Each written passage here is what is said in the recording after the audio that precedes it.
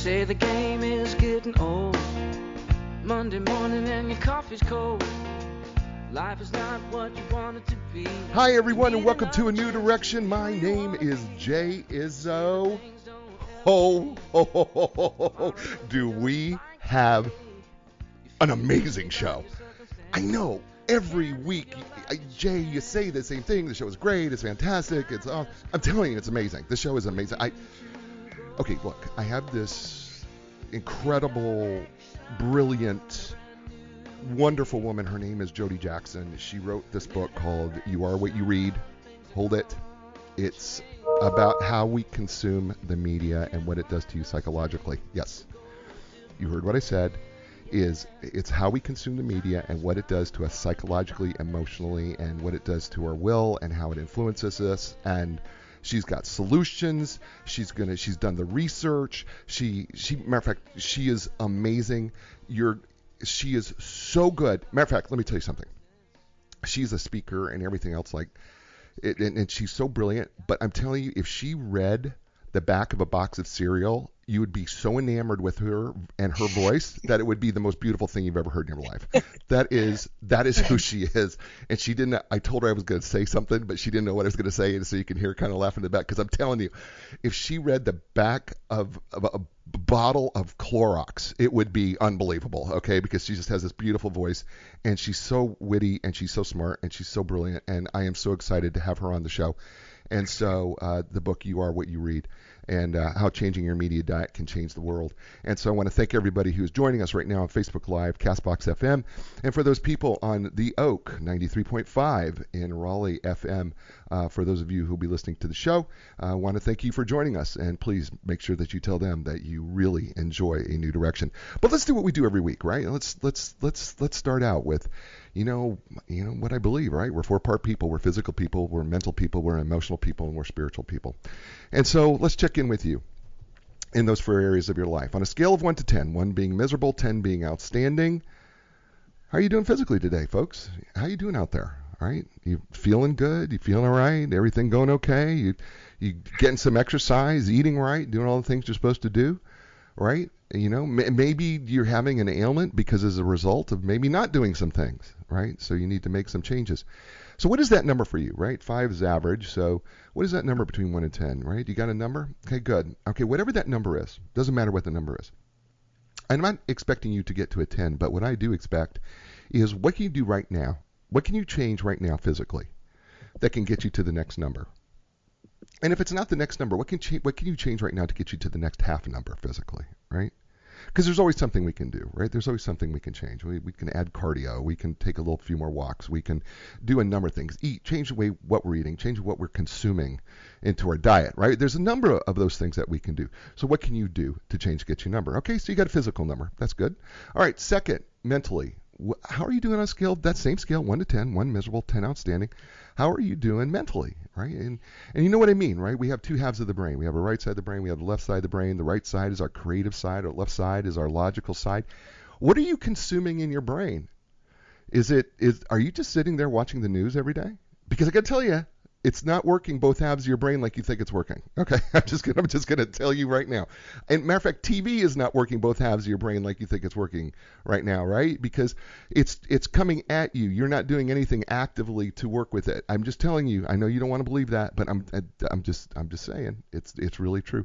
So what are you gonna do, right, to really work both halves of your brain? That creative side, that one side, the right side, and then that logical side. What can you do? What can you change? What can you consume? What can you read?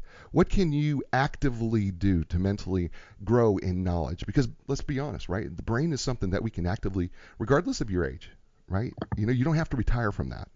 Okay? So what is that number for you on a scale of 1 to 10, 5 being in the middle? All right, you got that? Good. All right, so we got 2 numbers. It leads us to the emotional number, right? What do you mean by the emotions, Jay? Well, isn't that like mental? No, it's different. So the emotional number, that is like your emotional intelligence or your emotional quotient, right? Like how well are you able to control your emotions as part of it, right? Do the little things irritate you when somebody cuts you off? I had Got to tell you, had a bad day. Somebody cut me off, and then you know what? I didn't do my emotions very well. I'm just going to be really honest with you. And if you were to ask me at that time how your emotions, my emotions would have been a 2, okay? Because I really wasn't very good. And I recognized that why did I get so emotionally upset? Because somebody cut me off in the middle of the road. And a lot of times what happens is you don't even recognize that you're building up your emotions, and then the next thing that happens is little things will start to trigger those things that shouldn't.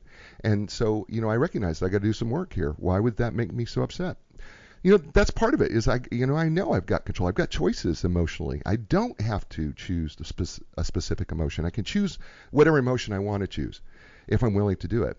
Which leads us to the second part of emotional intelligence, and that is how well are you able to tune into the emotions of others, right? Sometimes what we do, you're going to hear Jodie later, she's going to talk about affect, right? That's our psychological term for, what our emotions are doing, right? We call it affect. And so, what are you doing? How does things work for you when it comes to your emotions? Like, how well are you able to tune in? How well are you affected? And what happens when those emotions are affected to you? What happens to you, right? So it's all about intention and control and impulse control and those type of things. So on a scale of 1 to 10, 1 being miserable, 10 being outstanding, what is that number for you emotionally? And then, what you have to ask yourself is, okay, the same question, what can I do to change that, right? Okay, so you got 3 numbers, right? Which leads us to the last piece. And the last piece of that is the spiritual. And a lot of people say, yeah, Jay, I don't believe in God. Okay, well, that's not what I said. I said the spiritual. And you go, well, what's that? And I go, well, the spiritual is the stuff that's all left over that we can't explain or that we will never explain. Quite honestly, there's something inside of us. Sometimes you'll hear people talk about the soul, right? Music will touch the soul. It's a place that we can't explain, but we know that it changes us or gives us a sense of peace or centers us in some way. And so what happens is that spiritual area, that area that allows us to go back to center and have that peace, right? How are you doing in that area? Scale of 1 to 10. 1 being miserable, 10 being outstanding. How's that going for you? Right? Because if can be, sometimes it can be so many different things, right? If it's God, how does that working out for you? Is it giving you what you want? Secondly, if it's not God, and let's say it's karma, how's karma working out for you, right? Or maybe it's nature, or maybe it's something else. Whatever that is, how is that working out for you that makes you feel spiritually centered? Right? That's the piece that we're talking about here. So you got the 4 numbers, right? You got the physical, the mental, emotional, and spiritual. Those 4 numbers are like the chair that you sit in, right? If they're uneven, it's kind of hard to sit in that chair, isn't it? And if the chair is too low, well, it makes things a little tough on the back and the legs, doesn't it? So the whole idea is to get your chair exactly to the place where it needs to be, right? It's an upper number, and that's all level because we want to stay really well balanced. And speaking of well balanced, because my next guest is absolutely phenomenal. Her name is Jodie Jackson, and she comes to us all the way from London, England. Yes, that's right. She's in London, England. And she has a master's degree in applied positive psychology from the University of East London in the UK, where she has investigated the psychological impact of the news, as she discovered evidence of the beneficial effects of solutions-focused news on our well-being. She grew convinced of the need to spread consumer awareness. She is a regular speaker at media conferences and universities. She had her book, this book that I'm holding up for those of you who could see it, You Are What You Read, has just come out into the United States. It's absolutely a fabulous read. She is really, I think she is the expert on the psychology, the impact of the news on mental health and the health of our society. She has done so much research, and not only that, let me just tell you something. This little other stuff, right? So the other piece of Jodie is this: she's also a qualified yoga teacher and life coach. Yeah, you didn't know that, did you? So anyway, she's going to be fun and she's great. And so, ladies and gentlemen, please welcome to the show, Jodie Jackson. Jodie, welcome to A New Direction. Hi, thank you so much for having me. It's great to be on. Yeah, you know what? I got to tell you, I love this book.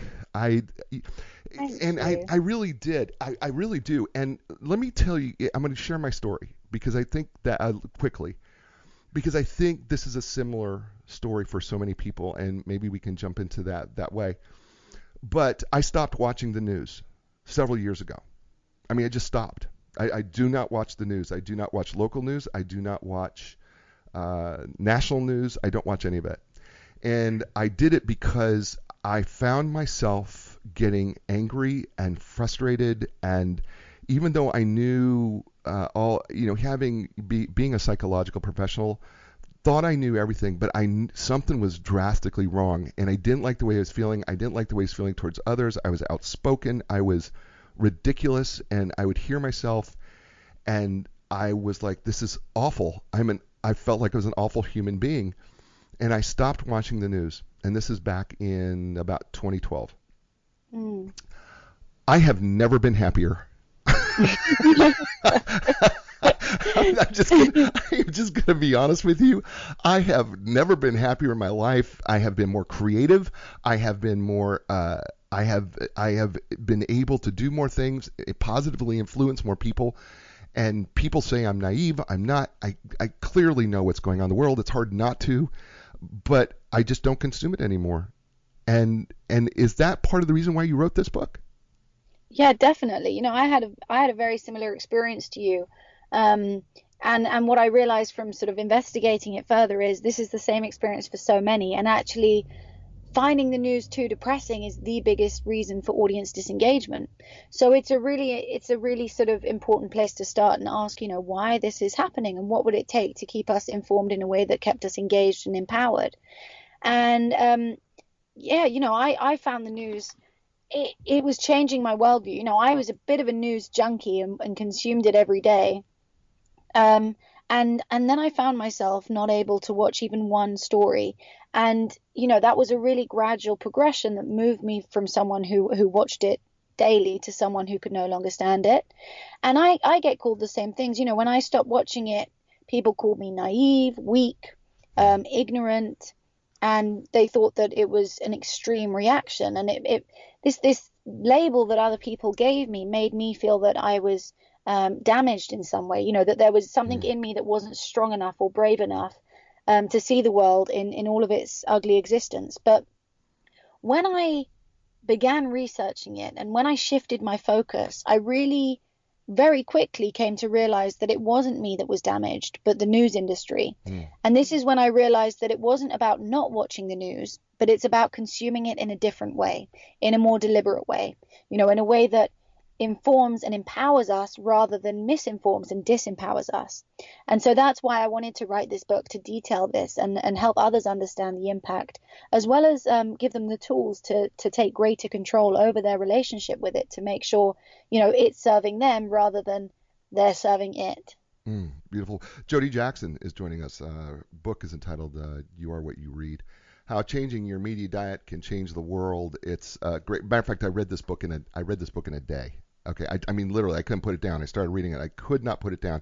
I just was so blown away by the book because the book just spoke to me so strongly, and I believe that it will do the same thing for you. This book, of course, has been in the UK since I think about 2016, but it's just come out to the US of A, and it's of course available on Amazon and your favorite bookstores. And if they don't have it, you can just say, please get it in now because I got to have it in there. And so tell them that I want Jodie's book in my bookstore now. Get it here because people are going to want to read this. So please do that.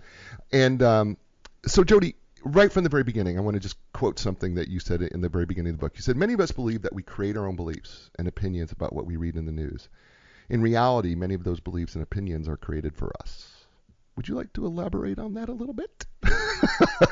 I mean, that's a big one to unpack there. It's based around the idea that the news is our window to the world. It helps us see beyond our own experience of it. And it helps us also understand what we are currently experiencing. So it has a really powerful role in, allowing us to connect with our communities and, borders beyond our own, to actually see what's going on in the world. And when we look at this, the big problem that we have is the window and the frame that the news sits in. Because in the UK for sure, and I know in the US, there's a mantra that kind of drives a lot of newsrooms, which is if it bleeds, it leads. And the problem with this is it means that the news, that window that it's creating for us, it's not actually a reflection of everything that goes on. It's actually giving us a reflection of everything that goes wrong. So when we look out that window, we can see the most extreme stories of problems, wars, corruptions, murders, famines, and natural disasters. And that actually becomes all that we see.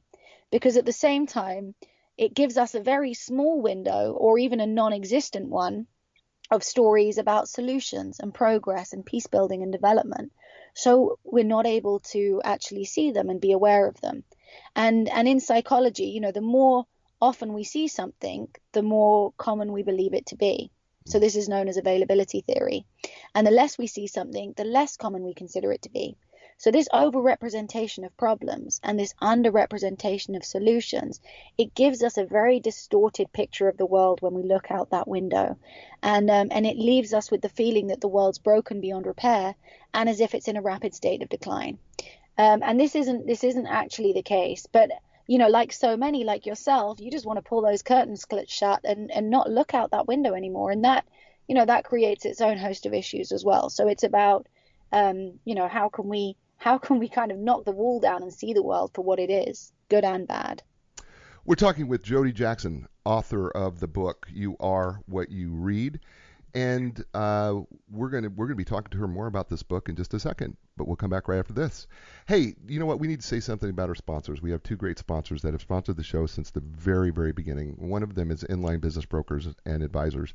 They have partnered with us since day one, and you know what? They're going to partner with you. If you're a business owner and it's time to sell your business, then you know what you need to do? You need to contact the professionals at Inline Business Brokers and Advisors. Because the fact of the matter is, they are internationally known, they are the best at what they do, and they do it all confidentiality. That's their registered trademark. So you can learn more, if you will, by going to enlign.com. That's ENLIGN.com. And also, Linda Craft and Team Realtors. It doesn't matter where you're at in the world. Linda Craft and her team can help you match up with the right real estate agent.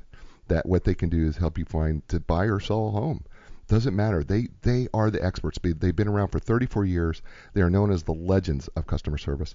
They give legendary customer service. And you can learn more about going to lindacraft.com. That's LINDACRAFT.com. And then finally, I need to do the t-shirt shout out of the day because I'm wearing Epic Physical Therapy. And they gave me a free t-shirt, and you know what I do, right? If you're a local business, I will say thank you for the free t-shirt, and I just want to say thank you to Epic Physical Therapy for your sponsorship and for doing that for us. And you know what? Thanks for being a part of the show. And we're back here with Jodie Jackson, author of You Are What You Read, and this is why changing your media diet can change the world. And she has been so lovely and gracious to join us from London, England, and with us today. And as you could tell, right, she's just brilliant, and she's absolutely fabulous. So I want to go through this book because this is what I love to do, right? And of course, I've dog-eared your book. Sorry, but I really have dog-eared your book like crazy. So one of the things that I really found intriguing about this book was because of the psychology aspects of how the news media affects us psychologically. And one of the things is that Kurt Lewin, that you point out I think it's the first chapter. Kurt Lewin was a psychologist, and he says there are points along the communication channel where decisions are made about what stays and what is omitted, and you talk about this in terms of the editorial bias. So talk about the editorial bias and how this affects the way we are consuming news media. Well, I think from a consumer point of view, it's really important to know that there is a production process with the news. Although they have objectivity as one of their kind of founding cornerstones, it's important to recognize the limitations with that. And so when we are being given the news, we are not being given a version of it untouched. It's not coming from one place to us without any intervention in the middle. There is a huge production process that goes in place of making sense out of this information and making it something meaningful and giving it angles and making it interesting and finding ways to take our attention. And so Kurt Lewin, he identified gatekeepers within the mass media. And so he said, you've got the first person who sees the news happen. And it's important to know as well that, as we're all susceptible to the kind of rapid psychological processes of things like perception and selectivity and personal bias. And so these do perhaps color or shape some of the stories. It makes some things notice and some things not. So the person who actually sees the news happen, then there's the reporter who talks to that source, and they decide, which facts to pass along, how to shape the story, which parts to emphasize as being the most important. And then it goes to the editor, who receives the story and decides whether to cut, add, change, or leave it as it is. And then once it goes beyond there, it might go to an aggregated broadcast channels.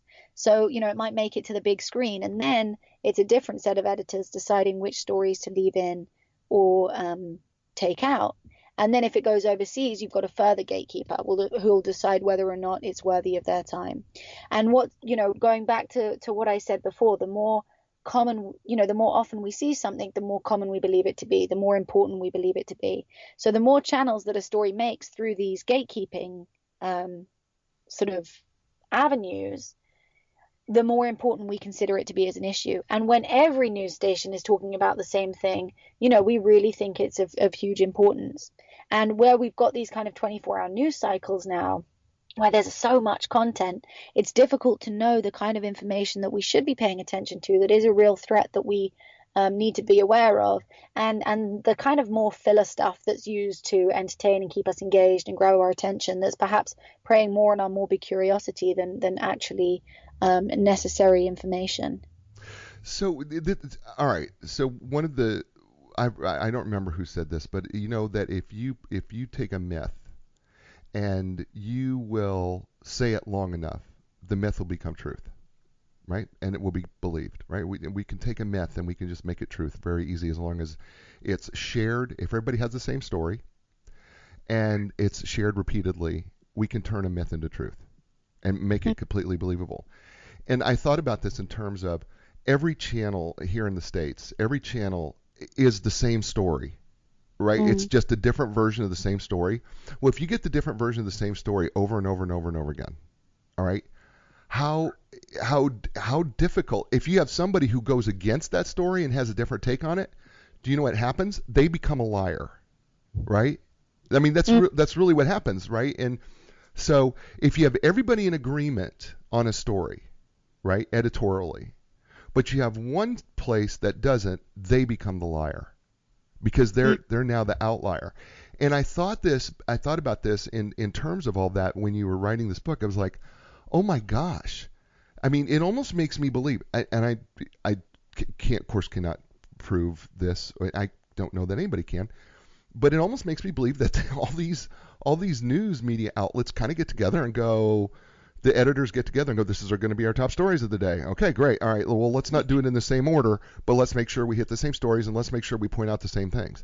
Because it literally feels that whether I go to MSNBC, ABC, CBS, CNN, it's the same stories, just with the same editorial twist. And I'm like going, oh my gosh, it's no wonder people want to believe that it's the truth.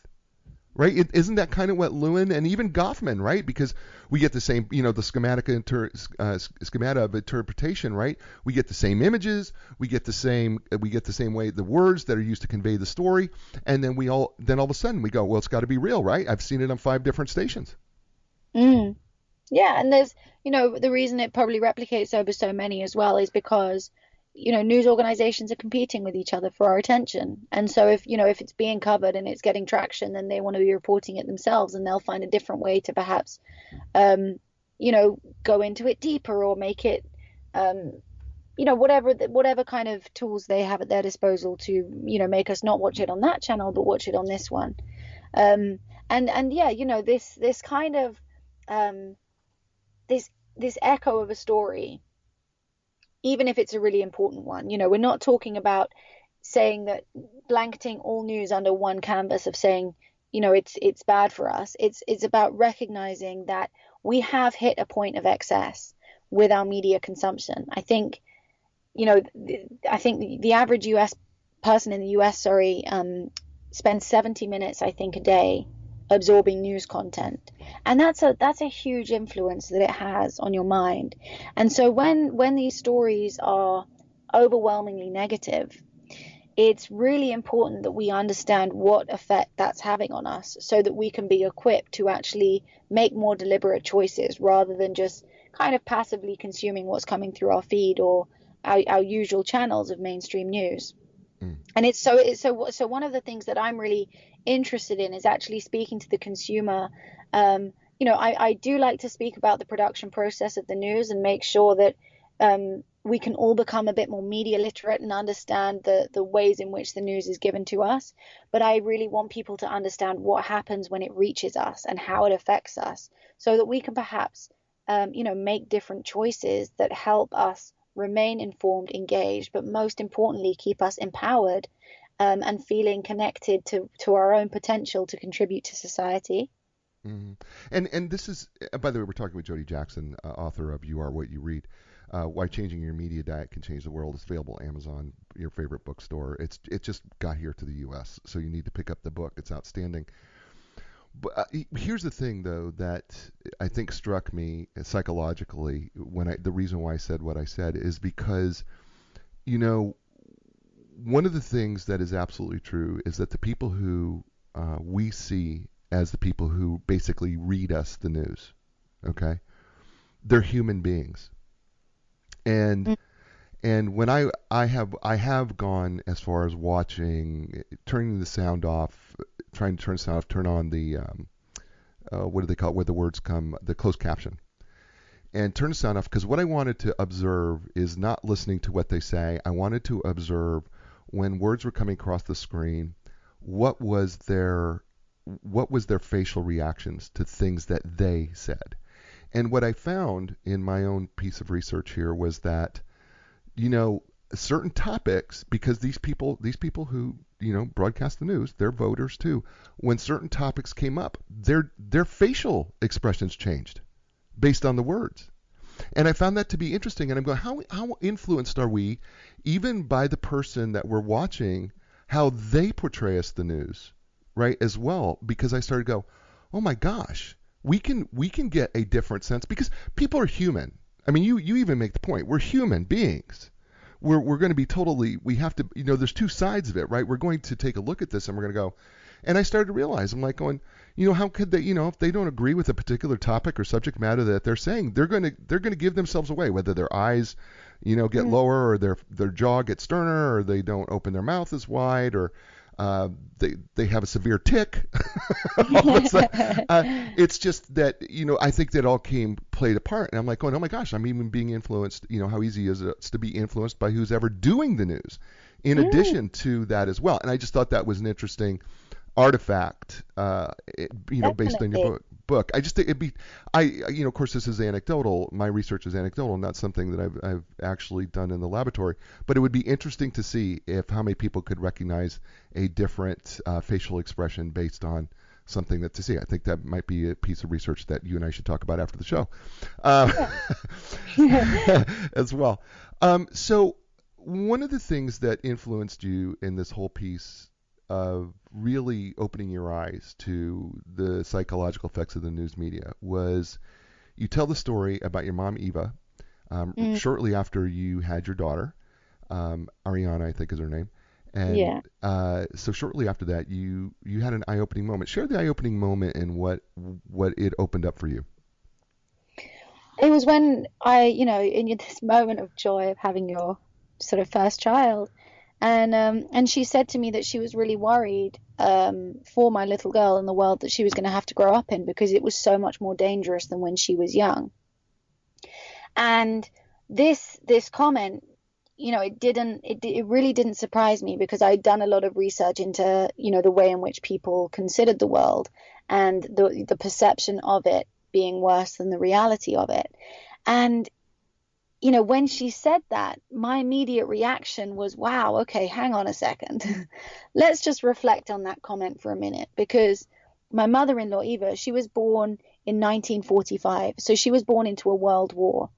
And what's incredible is that she thinks that the world is a more dangerous place today. And she's not alone in this kind of thinking. An astonishing 71% of Britons believe that the world is getting worse. But actually, since 1945, and we're talking globally here, since then, we've actually become more prosperous. We have better health, better technology, better sanitation, higher IQs, less child mortality, fewer deaths from conflict, fewer homicides, and have seen a reduction in overall crime figures. And so, with all of this progress, you think, how can it be that Eva would think that the world is more dangerous now, today, than it was 70 years ago? And, you have to think, well, where does she get most of her information from? Because Eva's not an uninformed person. She's incredibly bright, well educated in terms of her information stream that she has. She tunes in regularly to the news, so she's well educated on sort of current affairs and issues that we're told about. So she's not actually uninformed. What she is incredibly ill-informed. She has an incorrect perception of the world because, like I mentioned, the pace at which the news has accelerated, and they focus predominantly on the negativity. And what this does is it makes us think that these problems are accelerating. So it gives us the impression that the world is getting worse, and the potential for it to become catastrophic is always on that edge, because we're told of all these completely unresolved and powerful problems that we're facing regularly. And that was a real moment that I kind of thought, this needs to be, I can't just be having this conversation one-on-one with Eva over a table. I need to put my research to work. I need to put this into a book. I need to actually reach so many people that think the same as Eva, and myself at one point felt the same. And what I've become aware of from actually becoming much more media literate, as well as shifting my focus to include solutions as well as problems. I'm not replacing one with the other, but I'm giving myself much more balance and much more variety in my media diet. It created a really powerful shift in my mood, in my behavior, in my beliefs, in my understanding. And I really wanted to be able to offer people a chance to have the same. And so, that conversation was a real trigger for me to say, okay, let's scale this conversation up. Let's see how many people we can talk to about this. Isn't she awesome? Her name's Jodie Jackson, and this is her book. Yeah, her book is called You Are What You Read. It is about how the psychological, emotional effects of the media, what they are doing to you, and you probably don't even know. I'm telling you, you don't know. You think you know, but you don't know. Okay? she's giggling at me all the way from London, England, because of my passion about this, because I am so passionate about people really coming to understand that you don't really know what the news media is doing to you and how it is influencing you. But she has written, I believe, the definitive book in doing that. We're going to be, and you know what, we're going to be talking to her for a long time. Well, not a long time, but for a while longer. But let's do this. So, this program has been sponsored by Inline Business Brokers and Advisors, and Inline has been so gracious to sponsor this program. They believed in it from the very beginning. They have given their money and they have given their time, and we are so grateful to them. They have literally helped thousands of clients in the sale and purchases of businesses. So when it's time to sell your business, contact the professionals at Inline Business Brokers and Advisors. They do deliver the highest market value in the shortest amount of time with complete confidentiality. They are internationally known. They're amazing. And so check them out at nline.com. That's ENLIGN.com. And Linda Craft and Team Realtors. You know what? They are known as the legends. They are legendary customer service. That's what they're known for. And they've been around for 34 years, and there's a reason why. And you should check out why they are known as the legends of customer service by going to lindacraft.com. Go to LINDACRAFT.com. And we are back here with Jodie Jackson, all the way from London, England, and we are talking about her fabulous book, You Are What You Read, why changing your media diet can change the world. And she has written this brilliant book, and it's absolutely fantastic. And by the way, we're only about to page 32 of her book. And I want to talk about all these little psychological things, but I knew that I literally, when I take notes on the book, right? I mean, not only do I dog ear it and I highlight it, Jodie, but then I take notes on it because because there's certain things that are real salient to me, and I hope they're interesting to others as well. And so I'm going to kind of buzz down some of these things. Let's just talk about some of the psychology here a little bit more and how this affects us, because and also what the news media, how that works, because I think you can't separate one from the other very clearly. I don't think. So one of the things that really stuck out to me was the negativity bias that you've kind of already talked about. But one of the things that people don't know is that the news media really, in reality, is rewarded for negativity. Mm. Right? I mean, they get awards. Nobody's giving out the news media awards for those people who went, oh, a fireman saved 6 puppies this year. Nobody's giving them the news media a year award, right? The anchor of the year award is getting that, right? It usually has to deal with right with something terrible and horrible. Did I misread that? No, you're absolutely right. I mean, I suppose my reservation was that, when people talk about solutions journalism, that's usually one of the kind of examples is a fireman saving puppies from trees or cats from trees, or these Right. really kind of inconsequential stories that aren't actually newsworthy. And so the whole framing of the conversation of solutions journalism is immediately undermined because you're not necessarily talking about the incredible powerful value that the kind of this kind of information can provide us with to help us understand the world better. So one of the things that I'm always really quick to do when people classify it and sort of pigeonhole it into one thing is to say, it's not fluff, it's not entertainment, it's not PR, it's not light-hearted feel-good stories. When I talk about solutions journalism, it's much grittier than that.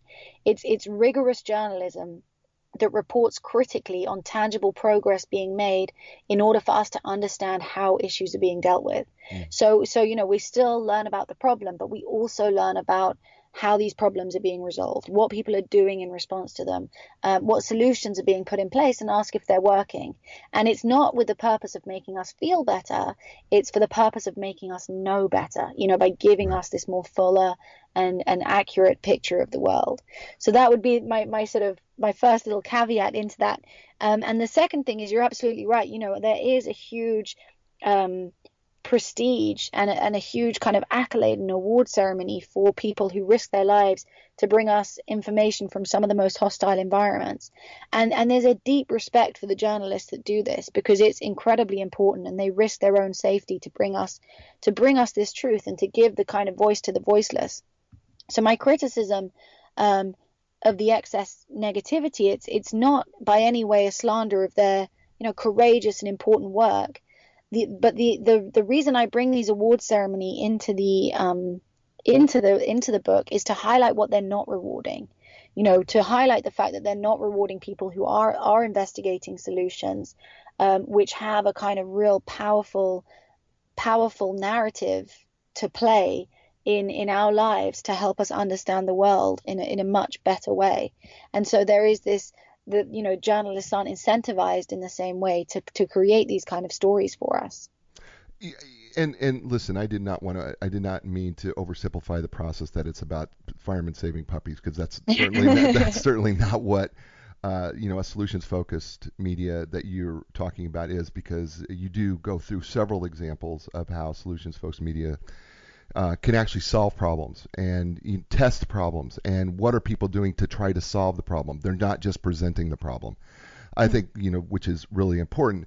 But I also think that, I think people also just are so disbelieving that they can be controlled by a TV. To me, Jody, people don't believe it. You talk about in your chapter called Too Much of a Good Thing, you talk about the exposure to the negativity bias and how it negatively affects our mood, increases our anxiety. We get feelings of helplessness.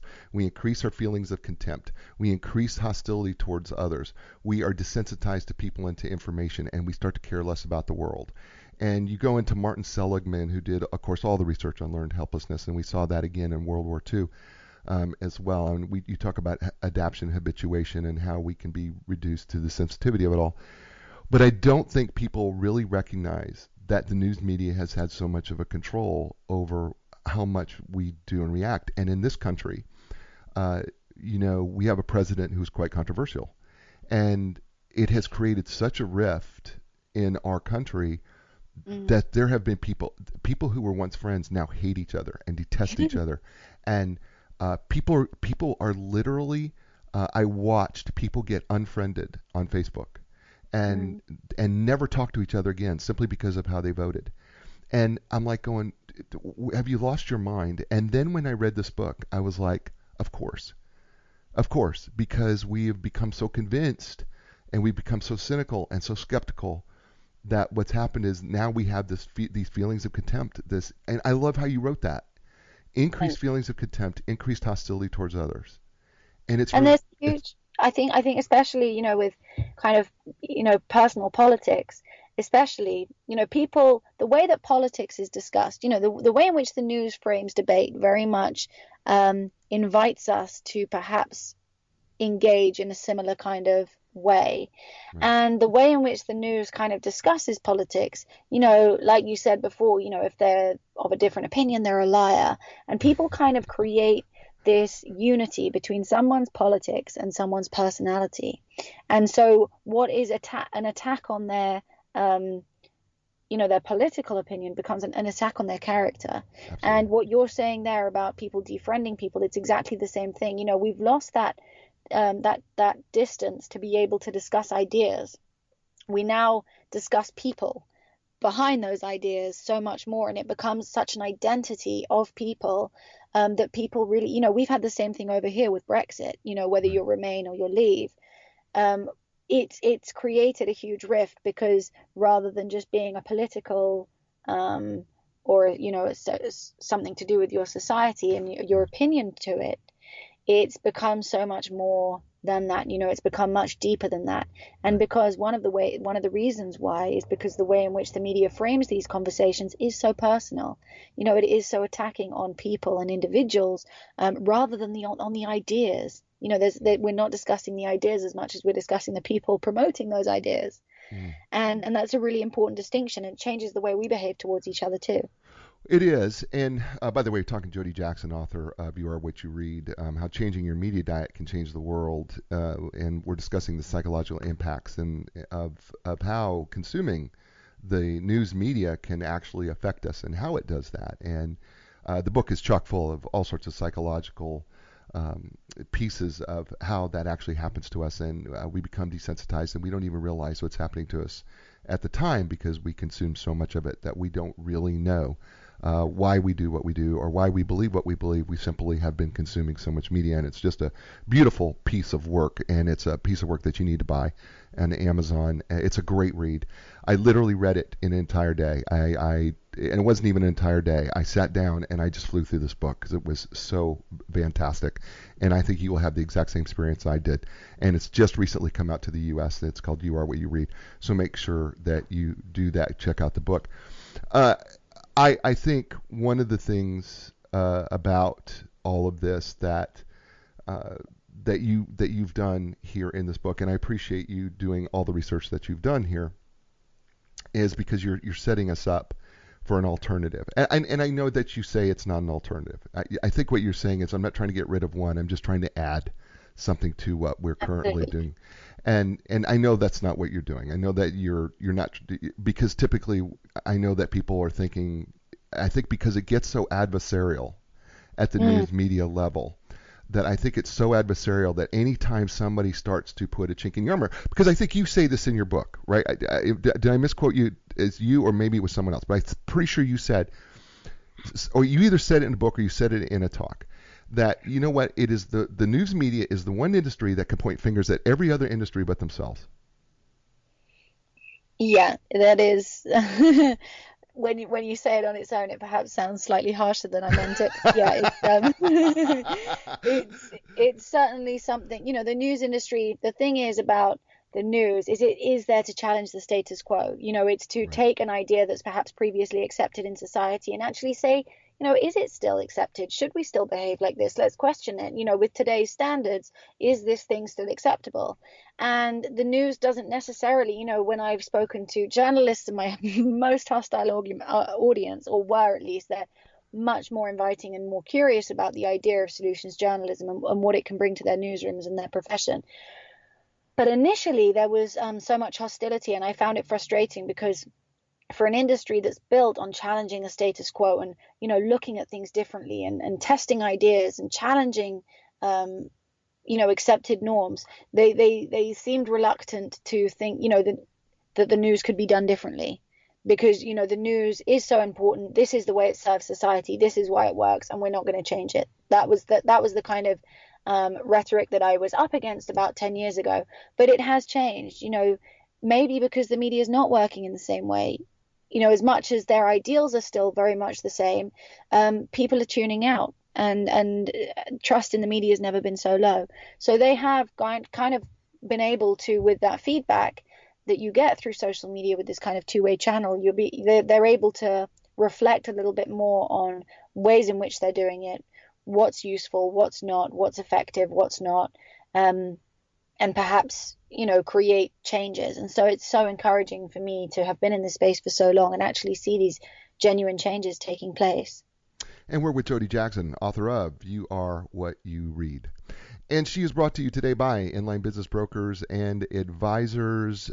I'm telling you, we are so grateful for them. They listen. They represent profitable, privately held companies with gross annual revenues in excess of $1 million. They deliver the highest market value in shortest amount of time with complete confidentiality. That's our registered trademark. We appreciate them sponsoring A New Direction. And you can learn more by going to nline.com. That's ENLIGN.com. And Linda Craft and Team Realtors. If you happen to be in the Raleigh-Durham, Chapel Hill, what we call the Research Triangle Park area, why not stop down at 7300 Six Forks Road and get yourself a free bottle of water and say hello to Linda Craft and her team and find out why they are known for their legendary customer service. They are absolutely outstanding, and you can learn more by going to lindacraft.com, LINDACRAFT.com. And we're back here with Jodie Jackson here on A New Direction. And Jodie, I want to finish the program here as we finish up slowly here. I want to start talking about what you just brought in, and that was the news solution. And that is something that you started here, and that is solutions-focused news. So why don't you tell the audience, what is solutions-focused news? I know that you've kind of touched on it, but how do we really define solution-focused news so that we know what we're looking at when we see it? So you're looking at, it is rigorous journalism. It's not just celebrating solutions, it's reporting on them. And it's also identifying the kind of, what the problem is as well. You'll find solutions aren't isolated from the news narrative. They're not just benevolent people doing incredible things. It's usually very grassroots. People who are affected most by the problems are usually the people who are creating the solutions. And so it's recognizing that when you go and report on a problem, that's not always the end of the story. So it's about widening the media lens, including the length of time that we perhaps take to report on an issue, to be able to see it over a period rather than the initial impact of the problem. So, sorry, yeah. No, you have no reason to apologize. Don't do that. I've cut you off. It's just that you said something, and something ran across my mind in your book, and you did this New York Times, you read this little New York Times study, I think it was, and you found out that positive contented stories are shared more frequently and reach larger audiences over time than negative ones do. And this is all part of the whole idea, right? The impetus, part of the impetus behind solutions focused news, isn't it? That it is engaging. Yes. Yeah, for sure. I mean, I think that's something that's really interesting to news organizations, because one of the challenges that you hear when you talk about solutions focused news is, oh, no one cares about that.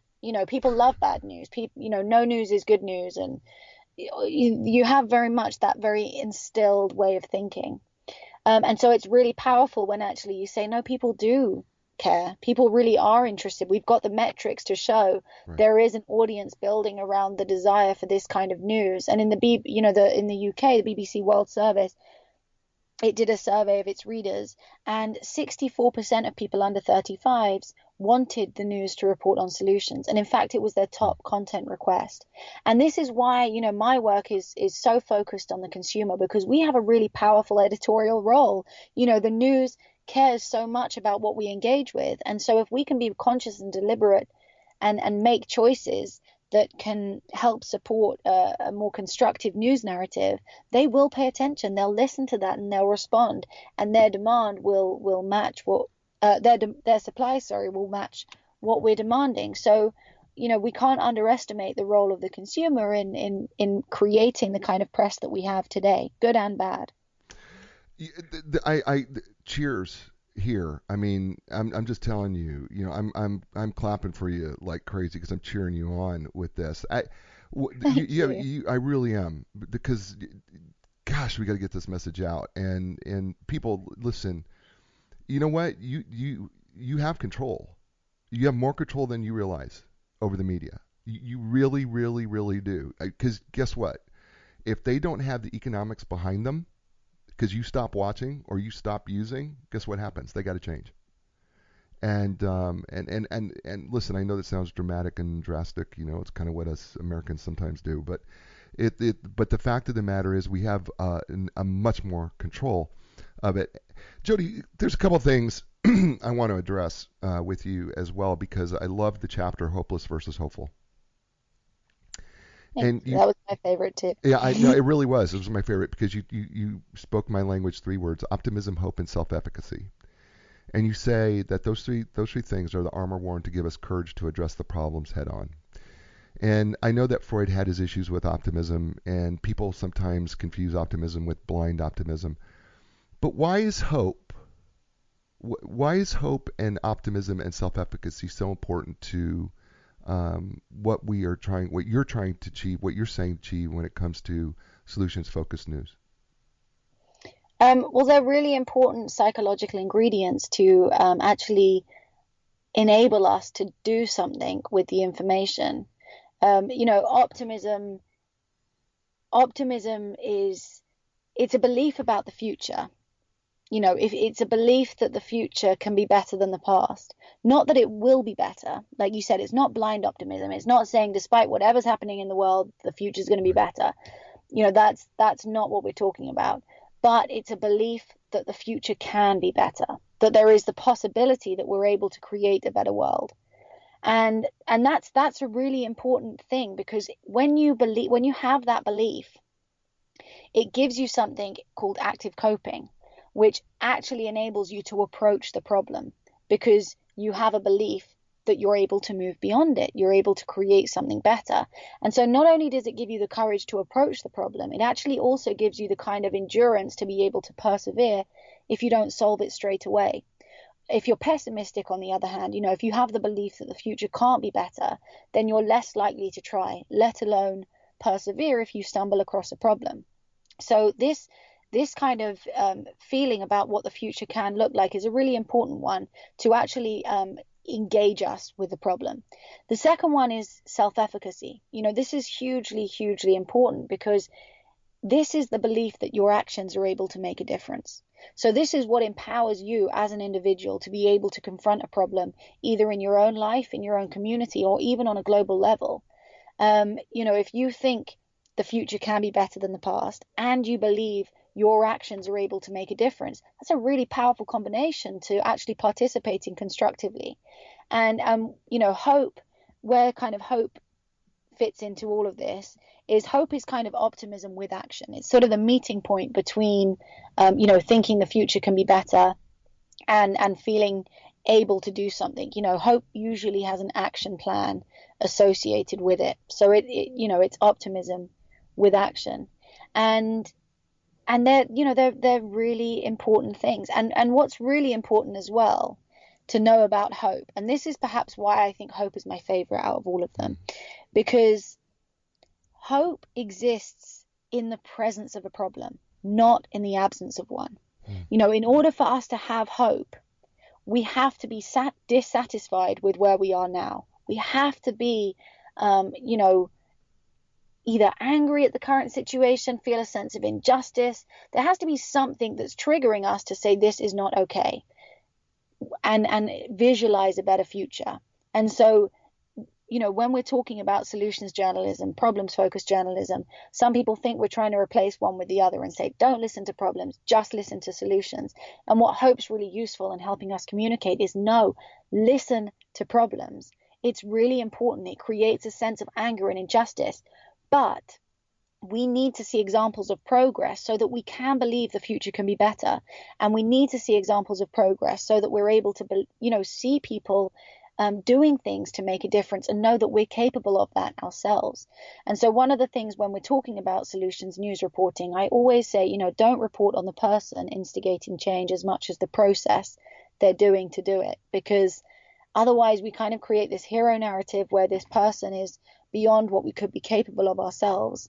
And so what I'm really keen on demonstrating is, it's not extraordinary people.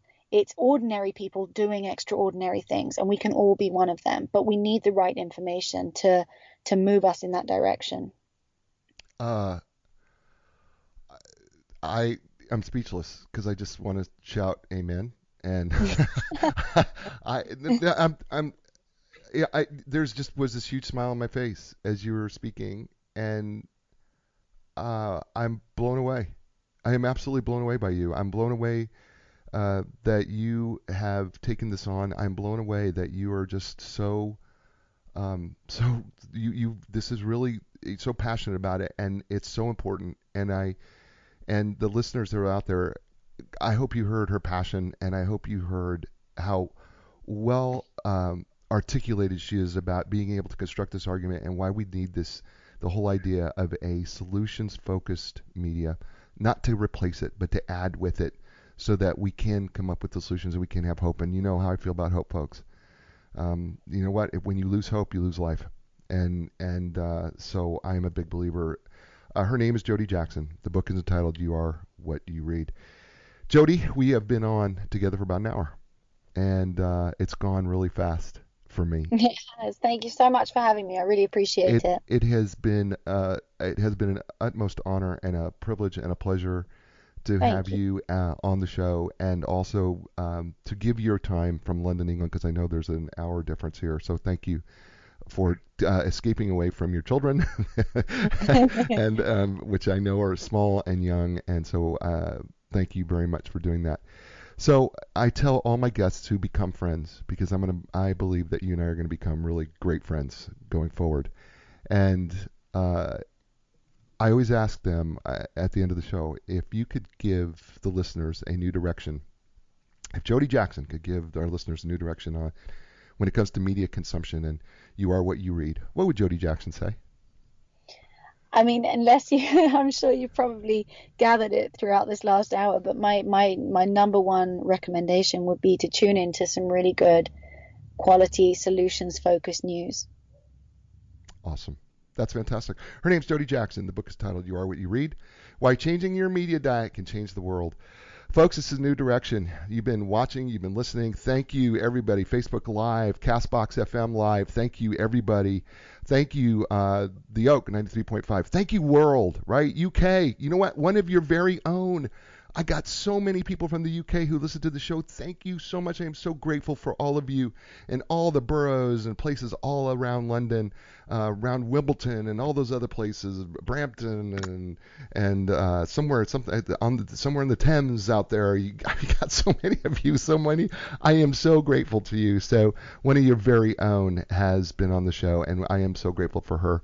Folks, as I say every week, you know what? Be inspired, because when you're inspired, that means that you will inspire other people. And in turn, as they're inspired, they inspire others. And that can make this world a great place. And so I'm going to see you next week with another great guest, because you know what? It's always great because the guests are so amazing, and I am so grateful. So until next week, you know what I say. Ciao, everybody. The time has come for a new direction. Yeah, yeah. New direction. Yeah, yeah. When you lost your confidence and the answers don't make sense, you got to keep your hope alive. You got to know you can survive. This is your time to fly. A new direction, a brand new day. A new direction, things are gonna change. You can find the strength to go a different way, yeah. The time has come, your dreams will take you places.